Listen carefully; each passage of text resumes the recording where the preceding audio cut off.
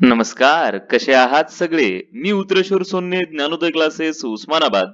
आपण पाठीमागच्या भागामध्ये पाहिलं living organisms and energy production. सजीवांमध्ये ऊर्जा नेमकं कोणत्या पद्धतीनं तयार होत असते आणि हे एक्सप्लेन करत असताना मी तुम्हाला सांगितलं की सजीवामध्ये होणारं रेस्पिरेशन किंवा ह्युमन बिंग्स मध्ये होणारं रेस्पिरेशन हे दोन लेवलला होत असतं. बॉडी लेवल रेस्पिरेशन आणि सेल्युलर लेवल रेस्पिरेशन. जे बॉडी लेवल रेस्पिरेशन असतं याच्यामध्ये ऑक्सिजन आणि कार्बन डायऑक्साइड हे बॉडीमध्ये आणि सराउंडिंग एन्व्हायरमेंट मध्ये म्हणजेच वातावरणामध्ये एक्सचेंज केलं जातं. तर सेल्युलर लेवल रेस्पिरेशन मध्ये फूड स्टफ्स म्हणजे अन्न पदार्थ यांचं ऑक्सिडेशन होतं, म्हणजे यांच्यासोबत ऑक्सिजनची रिॲक्शन होते either with the help of oxygen और विदाउट हेल्प ऑफ ऑक्सिजन. म्हणजे ऑक्सिडेशन रिॲक्शन होते, कधी त्याला ऑक्सिजन असतो किंवा नसतो आणि एनर्जी तयार होते ती एटीपीच्या स्वरूपात. हे जे सेल्युलर लेवल रेस्पिरेशन असतं याच्यामध्ये कार्बोहायड्रेट्स ऑक्सिडाइज केले जातात आणि मग हे सेल्युलर लेवल रेस्पिरेशन दोन प्रकारचं असतं. याला आपण एरोबिक रेस्पिरेशन म्हणतो किंवा अनएरोबिक रेस्पिरेशन म्हणतो. हे जे एरोबिक रेस्पिरेशन असतं दिस aerobic type of respiration requires oxygen for their completion and anaerobic type respiration requires do not require oxygen for their completion. हा बेसिक डिफरन्स एरोबिक आणि अनएरोबिक टाइप रेस्पिरेशन मध्ये आपण सुरुवातीला पाहिला. आजच्या व्हिडिओ लेक्चर मध्ये आपण पाहणार आहोत एरोबिक रेस्पिरेशन. लक्ष आहे सगळ्यांचं? सगळ्यांनी ताट बसायचं, सगळ्यांनी ताट मना करायच्या, तोंडावर पाणी मारायचं आणि माझ्याकडे लक्ष द्यायचं. काय सांगतोय बाळांनो नीट ऐका. Aerobic respiration means in this type of respiration oxygen is involved. या प्रकारच्या रेस्पिरेशन मध्ये ऑक्सिजनची गरज असते, बरोबर आहे. In aerobic respiration glucose is oxidised in 3 steps. मूळतः हे सेल्युलर रेस्पिरेशन मध्ये आपण पाहतोय एरोबिक आणि अनएरोबिक टाइप रेस्पिरेशन, बरोबर आहे का नाही? तर सेल मध्ये प्रेझेंट असणारा जे ग्लुकोज आहे, कुठून गेलं ग्लुकोज? जे सजीव खात असतात त्याचं डायजेशन होतं, ही कॉम्प्लेक्स शुगर असते. आपण जे खातो ही कॉम्प्लेक्स शुगर असते. मग सुक्रोज असतं किंवा आणखीन काय असतं, लक्षात येतं? स्टार्च असतं. मग याचं सिंपल शुगर मध्ये कन्व्हर्जन होतं by the process of digestion, म्हणजे पचनाची प्रोसेस होते आणि ग्लुकोज तयार होतं. तयार झालेलं ग्लुकोज आपलं रक्त वाहून नेतं, ब्लड वाहून नेतं आणि ते प्रत्येक सेल पर्यंत नेऊन पोहोचवतं. पण प्रत्येक सेल पर्यंत गेल्यानंतर या ग्लुकोजचं काम झालं का सर? नाही झालं. तर या ग्लुकोजची रिॲक्शन ऑक्सिजन सोबत होणार असते, तर कधी कधी ऑक्सिजन शिवाय होणार असते. त्या रिॲक्शनला म्हणतो आम्ही ऑक्सिडेशन रिॲक्शन. आणि या ग्लुकोज पासून तयार होणार असतो carbon dioxide plus water plus energy. सगळ्यात महत्वाची गोष्ट आहे ती म्हणजे एनर्जी तयार होणार असते. हे तुमच्या सहज सहज लक्षात आलं पाहिजे. Okay. In case of aerobic respiration glucose is oxidised in 3 steps. आणि ह्या 3 स्टेप्स कोणत्या आहेत? तर ग्लायकोलिसिस. आता मी तुम्हाला एक एक स्टेप एक्सप्लेन करेल. आपल्याला डीप ब्रीफ मध्ये पाहिजे त्या स्टेप. थोडंसं किचकट वाटणार आहे तुम्हाला, पण नीट बारीक लक्ष द्या. मी काही शब्दांचे अर्थ सांगेल, त्या शब्दांचे अर्थ वरती लिहून घ्यायचं. ग्लायको या शब्दाचा अर्थ आहे, माझ्या टपरीवरती लिहायचं. ग्लायको या शब्दाचा अर्थ आहे ग्लुकोज. लिसिस LYSIS लिसिस या शब्दाचा अर्थ आहे ब्रेकडाऊन. म्हणजे पहिल्या स्टेप मध्ये कोणाचं ब्रेकडाऊन होणार? कमॉन, कोणाचं ब्रेकअप होणार? ग्लुकोजचं होणार. ग्लायकोलिसिस. नेक्स्ट स्टेप आहे ट्राय कार्बोक्सिलिक ऍसिड सायकल. म्हणजे ग्लायकोलिसिस झाल्यानंतर जे काही तयार होईल ते पुढच्या सायकल मध्ये जाणार, त्याचं नाव आहे ट्रायकार्बोक्सिलिक ऍसिड सायकल. आणि ह्या दोन्ही स्टेप मधून जे काही होईल ते तिसऱ्या स्टेप मध्ये जाणार. जे काही तयार होईल ते तिसऱ्या स्टेप मध्ये जाणार, म्हणजे इलेक्ट्रॉन ट्रान्सफर चेन रिॲक्शन. आणि ज्याच्यामधून आपल्याला एनर्जी अवेलेबल होणार. कारण की आपण शिकतोयच काय बाळांनो? बेस नाही सोडायचा. आपण शिकतोय how energy is produced in the living organisms. सजीवांमध्ये एनर्जी कशी तयार होते हेच तर आपण शिकतोय. अरे कळतंय की नाही? बरोबर आहे की नाही? आणि म्हणून ग्लायकोलिसिस होणार. ग्लायकोलिसिसचे एंड प्रोडक्ट जे आहे ते ट्रायकार्बोक्सिलिक ऍसिड सायकल मध्ये जाणार. आणि ट्रायकार्बोक्सिलिक ऍसिड सायकलचे प्रोडक्ट्स किंवा ग्लायकोलिसिसचे जे प्रोडक्ट्स आहेत हे सगळे इलेक्ट्रॉन ट्रान्सफर चेन रिॲक्शन मध्ये जाणार आणि त्याच्यापासून एनर्जी तयार होणार. मी आता बेसिक फरक सांगेल तुम्हाला, नीट लक्ष द्या. सेल्युलर लेवल रेस्पिरेशन मध्ये आपण शिकतोय हे सगळं. मी तुम्हाला सांगेल की पहिली जी स्टेप आहे ग्लायकोलिसिस ही कुठे होत असते? तर पहिली स्टेप ही सेलच्या सायटोप्लाझम मध्ये ऑपरेट होत असते. तुम्हाला इयत्ता अंगणवाडीमध्ये शिकवलंय बघा, अंगणवाडीच्या बाईंनी काय शिकवलं? काय शिकवलं? कमॉन, काय शिकवलं? सेल असते, सेल मेम्ब्रेन असतं, त्याच्यामध्ये सायटोप्लाझम असतं आणि त्या सायटोप्लाझम मध्ये सस्पेंड झालेल्या सेल ऑर्गॅनेली असतात. कोण कोण असतं? क्लोरोप्लास्ट, मायटोकॉन्ड्रिया, एंडोप्लाझ्मिक रेटिक्युलम, लायसोसोम, व्हॅक्युल अशा वेगवेगळ्या गॉल्गी बॉडीज, अशा वेगवेगळ्या सेल ऑर्गॅनलीज असतात. हो की नाही बाळांनो? मग आता बघा, ह्याच्यातलं जे ग्लायकोलिसिस ही स्टेप आहे सेलच्या कोणत्या पार्ट मध्ये होते? तर सेलच्या सायटोप्लाझम मध्ये होते. मग सर ट्रायकार्बोक्सिलिक ऍसिड सायकल कुठे होते? तर ती सेलच्या मायटोकॉन्ड्रिया मध्ये होते. आणि इलेक्ट्रॉन ट्रान्सफर चेन रिएक्शन कुठे होते? तर तीही मायटोकॉन्ड्रिया मध्ये होते. मग मी हे आत्ताच का सांगितले? कारण पुढचं शिकणं थोडंसं तुमचं सोपं व्हावं म्हणून मी ते आत्ताच तुम्हाला सांगून दिले की कोणती सायकल कुठे ऑपरेट होते. ओके, पहिली सायकल पाहूया आपण. पहिली स्टेप पाहूया, ग्लुकोजचं कम्प्लीट ऑक्सिडेशन होण्याची एरोबिक रेस्पिरेशन म्हणजे ग्लायकॉलिसिस, ज्याचा अर्थ सांगितला मी तुम्हाला. ग्लुकोजचं लिसिस म्हणजे ग्लुकोजचं ब्रेकडाऊन. या स्टेप मध्ये काय होत असणार? ग्लुकोजचं ब्रेकडाऊन होत असणार. बघा ना, तर डेफिनेशन, ग्लायकोलिसिस इज डिफाइंड, कसं डिफाइन करतात? As the step wise enzymatic breakdown of glucose. Step wise म्हणजे स्टेप स्टेप न होणार, एन्झायमॅटिक म्हणजे एन्झाईमच्या मदतीनं होणार, ब्रेकडाऊन म्हणजे लिसिस पुन्हा ब्रेकअप होणार, ब्रेक होणार ऑफ द ग्लुकोज. म्हणजे ग्लुकोजचं एक एक एक एक स्टेपनं एन्झाईमच्या मदतीनं ब्रेकडाऊन होतं. कशामध्ये ब्रेक होतात हे? आणि काय तयार होतं? Into the two molecules of pyruvic acid. म्हणजे एक ग्लुकोज ब्रेक होणार आणि त्याच्यापासून दोन पायरुव्हिक ऍसिडचे मॉलिक्युल्स तयार होणार. लक्षात ठेवायचं, फार सोपं आहे. ग्लायकोलिसिस म्हणजे काय? Step wise enzymatic breakdown of glucose into two molecules of pyruvic acid. Simple. आणि मग नेक्स्ट काय होतं बघा, process of glycolysis occurs in the cytoplasm of cell. हे कुठं होतं? मी मगाशी सांगितलं, ग्लायकोलिसिस हे सेलच्या सायटोप्लाझम मध्ये होत असतं. बर, आता हे ग्लायकोलिसिस होत असताना काय काय तयार होतं? During the process of glycolysis end product मगाशी सांगितल्याप्रमाणे टू मॉलिक्युल्स ऑफ इच, दोन मॉलिक्युल्स पायरुव्हिक ऍसिडचे तयार होतात हे तर सांगितलं होतं. पण दोन दोन मॉलिक्युल आणखीन कोणाचे तयार होतात तेही लक्षात ठेवायचं. During the process of glycolysis to molecules of each, that is pyruvic acid, ATP, NADH2 and water are formed. वरती आपल्या टपरीवरती लिहून घ्यायचं. दोन मॉलिक्युल पायरुव्हिक ऍसिडचे तयार झाले, ठीक आहे, कळालं सर. दोन एटीपी सुद्धा तयार होतात. एटीपीचा लॉंग फॉर्म लिहून ठेवायचा, adenosine, ADENOSINE, adenosine triphosphate, TRI, PHOS, PHATE, triphosphate. NADH2 याचा लॉंग फॉर्म काय सर? याचा लॉंग फॉर्म आहे nicotinamide, NICTONAMIDE, nicotinamide. Adenine, ADENINE, D चा लॉंग फॉर्म आहे di, DINUCLOTIDE, dinucleotide, nicotinamide, adenine dinucleotide. आणि water तयार होतं. सोपं आहे बघा. एकदा ग्लायकोलिसिस झालं तर ग्लायकोलिसिस मध्ये काय तयार होतं? दोन पायरुव्हिक ऍसिड, दोन एटीपी, दोन NADH2 आणि दोन वॉटर मॉलिक्युल. खूप सोपं आहे बाळांनो, बरोबर आहे. And this molecules of pyruvic acid, next काय होतं बघा, समजून घ्या. Molecules of pyruvic acid formed in this process are converted into molecules of acetyl coenzyme A, coenzyme A, with the release of two molecules of NADH2 and two carbon dioxide molecules. आता जे दोन पायरुव्हिक ऍसिडचे molecules तयार झालेले असतात ना glycolysis मध्ये, त्यांच्यापासून ऍसिटिल coenzyme ए तयार होतं. काय तयार होतं? ऍसिटिल कोएन्झाइम ए. पण हे तयार होत असताना पुन्हा दोन NADH2 सोडले जातात आणि दोन कार्बन डायऑक्साइड बाहेर काढले जातात. मला सांगा, तुम्हाला हे सिस्टमॅटिक स्टेप बाय स्टेप लिहिता येईल की नाही? ग्लुकोज एरो दाखवायचा, 2 pyruvic acid plus 2 ATP plus 2 NADH2 plus 2 water. Simple. पुन्हा काय दाखवायचं? Next 2 pyruvic acid gives rise to arrow दाखवून acetyl coenzyme A plus 2 NADH2 plus 2 carbon dioxide molecules. खूप सोपं आहे. आणि आता तयार झालेलं acetyl coenzyme A आहे ग्लायकोलिसिस स्टेप नंतर, बरोबर आहे.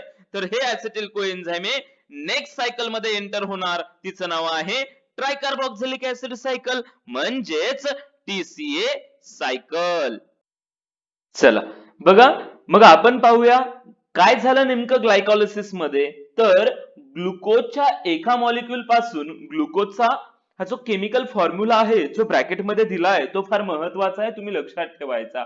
C6H12O6 याच्यापासून तयार होतात दोन पायरुव्हिक ऍसिडचे मॉलिक्युल्स. एका ग्लुकोज पासून. आणि ह्या 2 पायरुव्हिक ऍसिड पासून काय तयार होतात? 2 ऍसिटिल कोएन्झाइम ए. फक्त एवढी रिएक्शन ही तुम्हाला ना पाठांतरासाठी सोपं आहे, पण तुम्ही लक्षात ठेवत असताना जर असं लक्षात ठेवलं ना, ग्लुकोज पासून 2 pyruvic acid plus 2 ATP plus 2 NADH2 plus 2 water molecules तयार होतात. पुन्हा 2 पायरुव्हिक ऍसिड पासून 2 ऍसिटिल कोएन्झाइम ए प्लस 2 NADH2 आणि 2 कार्बन डायऑक्साइड तयार होतात. तर शिकण्यासारखं काहीच नाही राहिलं ग्लायकोलिसिस मध्ये. फक्त लक्षात तुम्हाला ठेवावं लागणार, ग्लायकोलिसिस हे सेलच्या सायटोप्लाझम मध्ये ऑपरेट होत असतं. हो की नाही बाळांनो? नेक्स्ट, आता जे ऍसिटिल कोएन्झाइम ए, याला काय म्हणायचं? ऍसिटिल कोएन्झाइम ए तयार झाले, हे नेक्स्ट स्टेप मध्ये एंटर होणार. त्या स्टेपचं नाव आहे tricarboxylic acid cycle. Okay, this TCA cycle is also called Krebs cycle. Sir का बरं हिला क्रेब म्हणायचं? कोबऱ्यासारखी होती का? नाही, because this was discovered by sir Hans Krebs. सायंटिस्टचं नाव आहे सर हन्स क्रेब. त्यांनी डिस्कवर केली म्हणून हिला म्हटलं क्रेब सायकल. ओके, ही कुठे ऑपरेट होते? मगाशी सांगितलं मी, it occurs in the mitochondria of this cell. पेशीमध्ये एका सेल लेवलचं रेस्पिरेशन पाहतोय आपण, एरोबिक रेस्पिरेशन. पहिली स्टेप आहे ग्लायकोलिसिस, जी सायटोप्लाझम मध्ये होते आणि त्याच्यामध्ये तयार झालेलं जे एंड प्रोडक्ट आहे ऍसिटिल कोएन्झाइम ए, हे मायटोकॉन्ड्रिया मध्ये शिरतं आणि मायटोकॉन्ड्रिया मध्ये नेक्स्ट सायकल ऑपरेट होते, तिचं नाव आहे tricarboxylic acid cycle. Two molecules of acetyl coenzyme A formed during the glycolysis enter the mitochondria. Glycolysis होत असताना जे ऍसिटिल कोएन्झाइम ए चे 2 मॉलिक्युल्स तयार होतात, ते मायटोकॉन्ड्रिया मध्ये एंटर होतात. And acetyl part of acetyl coenzyme A is completely oxidised through this cyclical process. आता हे जे ऍसिटिल कोएन्झाइम ए चा जो ऍसिटिल पार्ट आहे, लक्ष द्या बरं, समजून घ्या. ऍसिटिल कोएन्झाइम ए मध्ये जो ऍसिटिल पार्ट आहे, याचं ऑक्सिडेशन होतं, हा ऑक्सिडाइज होतो थ्रू दिस सायक्लिक प्रोसेस. एक मोठी सायकल ऑपरेट होते, जी तुम्हाला 11वी मध्ये शिकायला आहे बघा. And the products formed during the tricarboxylic acid cycle. TCA cycle operate होत असताना जे प्रोडक्ट्स तयार होतात त्यांची नावं काय असतात बघा? Carbon dioxide, NADH2 and FADH2 are derived. Derived means obtained. Products formed during the TCA cycle or during the oxidation of acetyl part of the acetyl coenzyme A. काय तयार होतात? Carbon dioxide, NADH2 and FADH2. मी तुम्हाला मगाशीच वरती टपरीवरती लिहून ठेवायला सांगितलं होतं NADH2 चा लॉंग फॉर्म काय? निकोटिनॅमाइड ऍडेनिन डायन्यूक्लियोटाइड. मग सर FADH2 चा काय असतो? Flavin. FLAVIN. Flavin adenine dinucleotide. त्याच्यासारखंच फ्लेविन ऍडेनिन डायन्यूक्लियोटाइड. लक्षात ठेवायचं, हे फार महत्वाचं आहे. आता ना ग्लायकोलिसिस मध्ये आणि ट्रायकार्बोक्सिलिक ऍसिड सायकल मध्ये, दोन्ही सायकल मध्ये NADH2 तयार झाले आणि FADH2 मात्र कोणत्या सायकल मध्ये तयार झाले? फक्त ट्रायकार्बोक्सिलिक ऍसिड सायकल मध्ये. ग्लायकोलिसिस मध्ये तयार झालंय का? नाही झालं. याच्यावरून प्रश्न विचारतात. FADH2 is formed during dash step of aerobic respiration. मग तुम्ही लक्षात ठेवायचं, FADH2 is formed during tricarboxylic acid cycle. And direct ATP are synthesized only which step of aerobic respiration. इथं तयार झालेत का सांगा बरं मला? ट्रायकार्बोक्सिलिक ऍसिड सायकल मध्ये डायरेक्ट ATP नाही झाले तयार. मग ते कुठं तयार झालेत? तर ग्लायकोलिसिस मध्येच 2 ATP तयार झाले होते, आम्ही शिकलोय ते. मग सर हे जे NADH2 तयार झालंय आणि FADH2 तयार झालंय, कारण जीव आणून ऐकायचं माझ्या लेकरांनो, NADH2 आणि FADH2 जे तयार झालंय, यांचा काय रोल असतो? हेच तर पुढच्या स्टेप मध्ये जातात. ग्लायकोलिसिस मध्ये तयार झालेले NADH2 असेल किंवा ट्रायकार्बोक्सिलिक ऍसिड सायकल मध्ये तयार झालेले NADH2 आणि FADH2 असेल, हे इलेक्ट्रॉन ट्रान्सफर चेन रिएक्शन मध्ये जी मायटोकॉन्ड्रिया मध्ये ऑपरेट होत असते त्याच्यामध्ये जातात आणि त्यांच्यापासून ATP तयार होतात. काय तयार होतात? ATP. काय असतं ATP? कंसात वरती लक्षात ठेवायचं, ATP is the energy currency. म्हणजे हेच ऊर्जेचं एकक आहे. ह्याच्यात तर ऊर्जा असते, सगळी एनर्जी याच्यामध्ये असते. ह्या NADH2 आणि FADH2 पासून तयार होणारे. कोणती आहे नेक्स्ट स्टेप एरोबिक रेस्पिरेशनची? Electron transfer chain reaction. Okay, आणि ह्या इलेक्ट्रॉन ट्रान्सफर चेन रिएक्शन मध्ये काय होतं बघा? Molecules of NADH2 and FADH2 formed. तयार झालेले हे NADH2 आणि FADH2 चे मॉलिक्युल. मला सांगा NADH2 कोणत्या कोणत्या स्टेप मध्ये तयार झालं? सर ते ग्लायकोलिसिस मध्ये पण झालं आणि 2 नंबरच्या आमच्या TCA सायकल मध्ये ट्रायकार्बोक्सिलिक ऍसिड सायकल मध्ये पण झालं. मग FADH2 कुठं तयार झालं सर? ते नाही ग्लायकोलिसिस मध्ये झालं, ते फक्त TCA सायकल मध्ये तयार झालं. These molecules formed participate in ETC reaction. ETC reaction means electron transfer chain reaction. Okay. And during the ETC reaction, आता ना हे होत असताना मी तुम्हाला सांगितलं NADH2 आणि FADH2 पासून ATP तयार होत असतात, पण एका NADH2 पासून किती ATP? 3 ATP तयार होतात. आणि एका FADH2 पासून किती? तर 2 होतात. तेच सांगितलंय खाली, फार सोपं आहे. During the ETC reaction 3 molecules of ATP are obtained from one NADH2 and 2 molecules of ATP are formed from one FADH2 molecule. That's it. बरोबर आहे. And besides ATP शिवाय water molecules are also formed in this reaction. पाण्याचे सुद्धा काही molecules या reaction मध्ये तयार होतात. हे तुमच्या सहज लक्षात आलं पाहिजे. 3 ATP चे मॉलिक्युल आणि 2 ATP चे मॉलिक्युल फार महत्वाचं आहे. हे इलेक्ट्रॉन ट्रान्सफर चेन रिएक्शन सुद्धा कुठे होते हो? This electron transfer chain reaction also operates in the mitochondria only. Okay, and thus a molecule of glucose is completely oxidized in aerobic reaction. आणि म्हणून ही जी एरोबिक टाइपचे रिएक्शन असते, ऑक्सिजनची गरज सर कुठे लागली हो याच्यामध्ये? माइटोकॉन्ड्रियामध्ये लागत असते ऑक्सिजनची गरज. हे 11वी ला गेल्यानंतर तुम्ही शिकाल आणखीन. पण या प्रकारच्या रेस्पिरेशन मध्ये ग्लुकोजचं कम्प्लीट ब्रेकडाऊन होतं, कम्प्लीट ऑक्सिडेशन म्हणायचं त्याला. दस a molecule of glucose is completely oxidised in aerobic respiration and molecules of carbon dioxide and water are produced along with dash ATP molecules of energy. Come on, किती?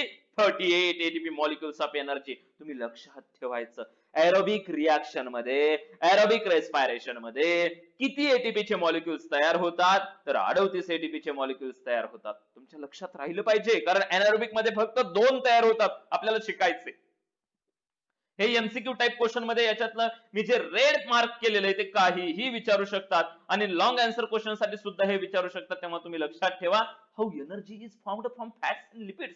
एक next, इथंच आपला point संपला aerobic respiration. पण aerobic respiration नंतर एक next point आहे anaerobic respiration. त्याच्या अगोदर एक छोटासा पॉइंट पाहूया आपण, how energy is formed from fats and lipid. जर फॅट आणि लिपिड जर असेल तर त्यांच्यापासून एनर्जी कशी तयार होते? आम्ही पाहिलं, जर कार्बोहायड्रेट्स असतील म्हणजे कर्बोदके असतील तर कर्बोदकांचं ग्लुकोजचं ग्लायकोलिसिस होतं. ग्लायकोलिसिस पासून पायरुव्हिक ऍसिड तयार होतं. या स्टेपला म्हणायचं ग्लायकोलिसिस. पायरुव्हिक ऍसिड पासून ऍसिटिल कोएन्झाइम ए तयार होतं. ही झाली इंटरमिडिएट रिएक्शन. पण ऍसिटिल कोएन्झाइम ए ह्या नेक्स्ट स्टेप मध्ये ट्रायकार्बोक्सिलिक ऍसिड सायकल मध्ये म्हणजेच क्रेब्स सायकल मध्ये एंटर होतं, आणि क्रेब्स सायकल ही माइटोकॉन्ड्रिया मध्ये ऑपरेट होते. आणि या क्रेब्स सायकल पासून कार्बन डायऑक्साइड वॉटर सोबत एटीपीच्या स्वरूपात एनर्जी सुद्धा तयार होते. तर हे कार्बोहायड्रेटचं कम्प्लीट ऑक्सिडेशन झाल्यानंतर किती एनर्जी तयार होते किंवा किती एटीपी तयार होतात हेही पाहिलं तर 38 एटीपी तयार होतात. याच्यावरून बघा सगळं सांगितलं मी, बरोबर आहे का नाही? मग लिपिड्स किंवा फॅटी ऍसिड्स पासून कसं काय होत असेल? जर लिपिड्स असतील तर त्यांचं ब्रेकडाऊन फॅटी ऍसिड्स मध्ये होणार, आणि फॅटी ऍसिड्स पासून ऍसिटिल कोएन्झाइम हे तयार होणार. मग क्रेब्स सायकल आणि पुन्हा एनर्जी तयार होणार. जर प्रोटीन्स असतील तर प्रोटीनचं कन्व्हर्जन अमायनो ऍसिड्स मध्ये होणार, आणि अमायनो ऍसिड्स पासून ऍसिटिल कोएन्झाइम ए आणि ऍसिटिल कोएन्झाइम ए पुन्हा TCA सायकल मध्ये एंटर होणार.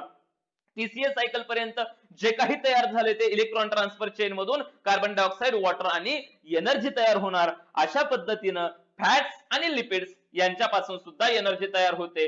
आता बघा, नेक्स्ट व्हिडिओ लेक्चर मध्ये आपण एटीपीचं स्ट्रक्चर पाहूया आणि त्याच्यानंतर एनारोबिक रेस्पिरेशन पाहूया. Tata, bye bye.